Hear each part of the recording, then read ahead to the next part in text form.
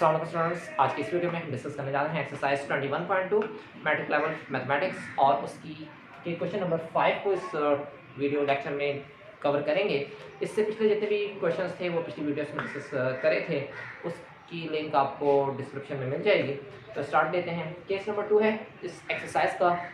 हमारे पास चैप्टर में 4 केसेस हैं, जिसमें से पहला केस ये था कि डिनोमिनेटर में लीनियर फैक्टर्स रिपीट नहीं होंगे। फर्स्ट केस, डिनोमिनेटर में लीनियर फैक्टर होगा। लीनियर फैक्टर ये है कि हमारे पास हाईएस्ट वैल्यू उसकी 1 हो, एक्स वेरिएबल अगर है तो उसकी हाईएस्ट वैल्यू 1 है तो वो लीनियर फैक्टर कहलाएगा। और लीनियर एक्सप्रेशन में अगर कोई नंबर डिनोमिनेटर में रिपीट नहीं हो रहा तो वो फर्स्ट एक्सरसाइज थी हमारी, उसमें हम केस 1 को डिस्कस कर चुके हैं। जबकि यहाँ पर linear factor repeated linear factor discuss हो रहे हैं, ठीक है। और इसके बाद आने वाली क्वाड्रेटिक की नॉन रिपीटेड ये क्वाड्रेटिक इक्वेशंस होंगी, क्वाड्रेटिक फैक्टर्स होंगे डिनोमिनेटर में, जिसमें हाईएस्ट पावर एक्स की 2 होगी। और इसी तरह से फिर रिपीटेड नॉन रिपीटेड हम कह दें जी, लास्ट वाले में रिपीटेड लीनियर फैक्टर्स होंगे। तो स्टार्ट लेते हैं इस केस नंबर 2 को, जिसमें लीनियर फैक्टर रिपीट हो रहे हैं, ये बात बताई जा रही है। अब यहाँ आप देखते हैं x-1 3 टाइम्स है, कितने बार? 3 मरतबा है। 3 मरतबा मतलब कि इसकी पावर हमें 3 क्यूब दी हुई है, तो हम सपोज कर लेंगे late x² minus x plus 3 अब ऑन x-1 का होल क्यूब। ये 3 टाइम्स है तो इस वजह से a1 के नीचे x-1 1 टाइम प्लस a2 के नीचे सेकेंड टाइम और a3 के नीचे थर्ड टाइम लिख देंगे। अब इस पर पावर्स लगानी है, ठीक है। तो ये नहीं कि 3 बार है तो 3 बार अलग अलग लिख दिया जाए, लेकिन इस पर पावर लगेगी।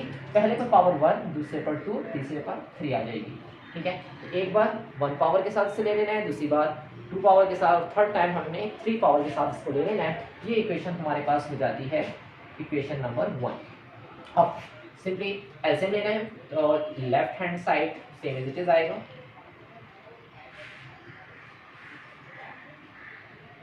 राइट हैंड साइड पर एलसीएम लेते हैं तो सेम एलसीएम इन तीनों टर्म्स का वही आएगा जो यहाँ पर था।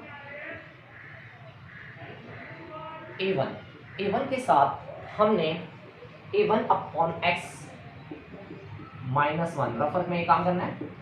x माइनस 1 जो कि जिसका क्यूब एलसीएम था, तो अगर ये मल्टीप्लाई होगा तो x माइनस 1 डिनोमिनेटर में 1 टाइम है, यहाँ 3 टाइम है, तो 3 कटकर 2 रह जाएगा। तो ये 3 मरतबा में से एक बार x माइनस 1 कैंसिल हो गया, तो 2 मरतबा यहाँ पर x माइनस 1 रह गया। तो इसलिए हम यहाँ पर x माइनस 1 को 2 पावर के साथ इंडिकेट कर देंगे। इसके बाद a2 की बारी है, तो a2 का देख लें, a2 वाला फ्रैक्शन यहाँ कॉपी करना है रफर में।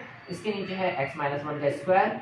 आपको ये करना है कि x माइनस 1 का क्यूब लिया जाएगा तो x स्क्वायर की टर्म स्क्वायर से कैंसिल होगी और यहाँ पर 1 टाइम रह जाएगा x माइनस 1, तो यहाँ पर x माइनस 1 पावर के साथ इंडिकेट कर देंगे। प्लस a3 के साथ ये बारी है। अब a3 के साथ जो डिनोमिनेटर है वो x माइनस 1 का क्यूब, जबकि एलसीएम भी x माइनस 1 का क्यूब, इसलिए ये टर्म इससे ही कैंसिल हो जाएगी। और फाइनली हमारे पास a3 के साथ कोई नंबर नहीं आएगा, अगर लिखना चाहें तो 1 लिख सकते हैं, ठीक है जी। तो ये तो हमारे पास रबर का काम था जिसमें फैक्टर्स बनाने थे। बाकी अब ये इक्वेशन बल्कि इसमें कैंसिलेशन कर दें, ये टर्म इस टर्म से कैंसिल हो गई डिनोमिनेटर वाली सेम होने की वजह से। x² minus x plus 3 is equal to a1 into x minus 1 का whole square plus a2 into x minus 1 plus a3 same as it is. ये इक्वेशन हमारी हो गई 2। अब इक्वेशन 2 में हमें a1 a2 a3 फाइंड करना है। तो स्टूडेंट्स देख सकते हैं सबसे पहले क्या कोई ऐसा नंबर है जो एक ही बार रिपीट हो रहा हो, यानी रिपीट नहीं हो रहा हो, तो वो टर्म कांस्टेंट वैल्यू है x3 और a3, ठीक है। ये वाले टर्म्स जो हैं इसमें x² का कोफिशिएंट 1 है, यहाँ x का कोफिशिएंट -1 है, जबकि ये टर्म्स हमारे बनेंगे। इसका फार्मूला ओपन करें, एक हमारे पास ऑप्शन है कि इसका फार्मूला ओपन करें और फार्मूला ओपन करके वैल्यूज सब्स्टिट्यूट करें, क्योंकि इसके a3 के अलावा भी कोई कांस्टेंट टर्म्स आ सकते हैं। तो चेक कर लेते हैं। अगर इसकी जगह हम -1 यानी +1 सब्स्टिट्यूट कर दें, +1, तो a3 फाइंड हो सकता है। तो स्टूडेंट्स यहाँ पर ये बात याद रखनी है कि a1 फाइंड करना ज़रूरी नहीं है कि सबसे पहले हम a1 को ही फाइंड करें। अगर कोई नंबर, कोई वैल्यू, कोई वेरिएबल यहाँ पर इजीली फाइंड हो सकता है पहले, तो उसको इजीली फाइंड कर लिया जाए। तो हम यहाँ देखें कि अगर a3 को फाइंड करें तो x और x को इलिमिनेट कर कर a3 फाइंड हो सकता है। x को इलिमिनेट कर कर अगर a3 फाइंड हो सकता है, देन हमने x की जगह 1 सब्स्टिट्यूट कर देना है। x is equal to 1, put x is equal to 1 in equation 2। ठीक है, इक्वेशन 2 में x की जगह 1 एलिमिनेट कर रहे हैं, सब्स्टिट्यूट कर रहे हैं, तो 1 आ गया। x की जगह 1 plus 3 is equal to a1 into 1 minus 1 whole square plus a2 into 1 minus 1 plus a3। ठीक है, अब स्टूडेंट देखेंगे 1 का स्क्वायर तो 1 ही होगा, माइनस का 1 आ जाएगा, प्लस का 3 आ जाएगा, 1 माइनस 1 0 हो गया, 0 प्लस ये टर्म भी 1 माइनस 1 0 हो गया, सिर्फ रह गया हमारे पास प्लस का a3, और a3 की वैल्यू ये 1 1 इधर कैंसिल होते हैं, a3 will be equal to 3। a3 की वैल्यू आ गई है 3। अब a3 की वैल्यू से हमने a1 और a2 फाइंड कर लेना है, लेकिन उसके लिए इन टर्म्स को हमें क्या करना होगा, मल्टीप्लाई और फॉर्मूला ज़रूर ओपन करना होगा, क्योंकि a3 की वैल्यू अगर सब्स्टिट्यूट भी कर दें तो x a1 और a2 में से किसी दो को तो एलिमिनेट करना है। ठीक है, अगर हम x को एलिमिनेट करते हैं देन a1 और a2 रह जाएंगे, इसलिए प्रॉब्लम ये है कि हमने x square minus x plus 3 is equal to इस इक्वेशन को थोड़ा सा और एक्सप्लेन करना है, यानी कि एक्सपेंड कर देंगे। तो a1 के बाद फॉर्मूला ओपन हो जाएगा x का square minus 2x into 1 plus 1 का स्क्वायर प्लस a2 x से मल्टीप्लाई होगा तो a2 x minus a2 plus a3। ठीक है, इसे नेक्स्ट स्टेप में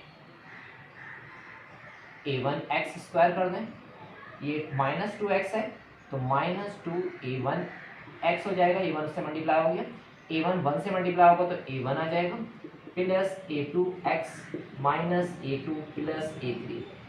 ठीक है स्टूडेंट्स, तो ये हमारे पास नेक्स्ट स्टेप बन गया x square plus 3।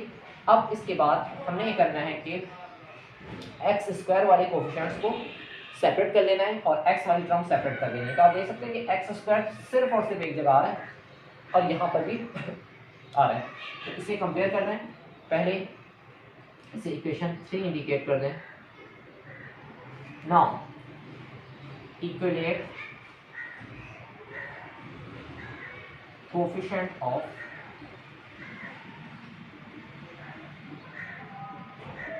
X square के कोफिशिएंट्स इक्वेट कर रहे हैं, इक्वल कर रहे हैं, तो 1x स्क्वायर था इक्वल हो जाएगा a1x स्क्वायर, दोनों साइड से x square cancel, finally a1 will be equal to 1 आ गया।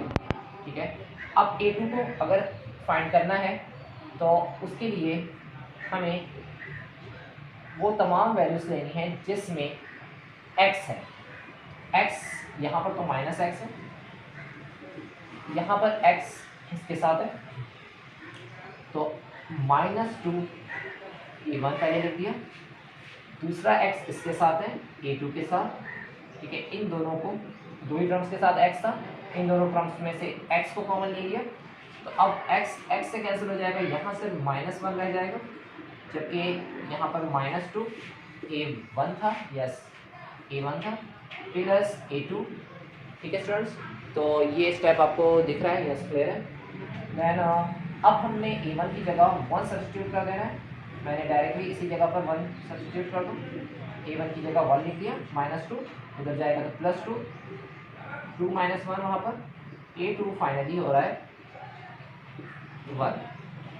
ठीक है, तो हमने तीनों निकाल लिए a1, a2 और a3। या तो आप इसी स्टेप के बाद इन स्टेप्स को कर कर a3 यहाँ से भी निकाल सकते थे, लेकिन a1 a2 उस टाइम भी निकाले जा सकते थे और बाद में भी निकाले जा सकते थे, तो मैंने यहाँ पर बाद में निकाली है। जो तरीका आपको इजी रहे उस तरीके से आप कर सकते हैं। अच्छा, जिस पैटर्न पर इजी फील हो। Now we have to substitute a1, a2 and a3 in equation 1। Equation 1 implies that equation 1 थी हमारे पास x स्क्वायर minus x plus 3 upon x minus 1 का whole cube is equal to a1 यानी 1 upon x minus 1 फिर plus a2 यानी 1 upon x minus 1 का square plus a3 यानी हमारे पास वैल्यू आ जाएगी 3 अपॉन x माइनस 1 का क्यूब। तो ये हमारे पास फाइनल पार्शियली फैक्टराइज हो गया या पार्शियली रिजॉल्व हो गया। आई होप कि आपको स्टेप्स क्लियर होंगे। किसी किस्म की कोई कंफ्यूजन अगर आ रही हो क्वेश्चन से रिलेटेड तो कमेंट सेक्शन में ज़रूर डिस्कस करिए। Thanks for watching this video. अस्सलाम वालेकुम व रहमतुल्लाह।